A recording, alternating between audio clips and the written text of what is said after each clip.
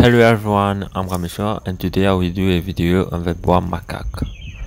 The Bois makak is a canopy tree which can reach up to 20 meters in height.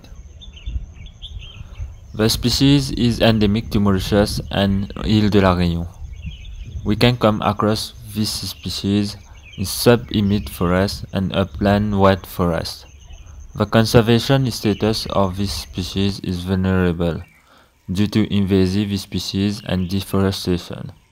It is characterized by white bark and gray fissures.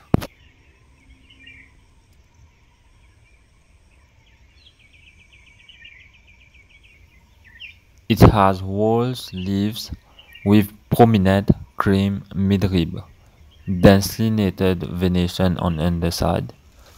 It has milky latex in leaves and fruit. New leaves light brown and furry.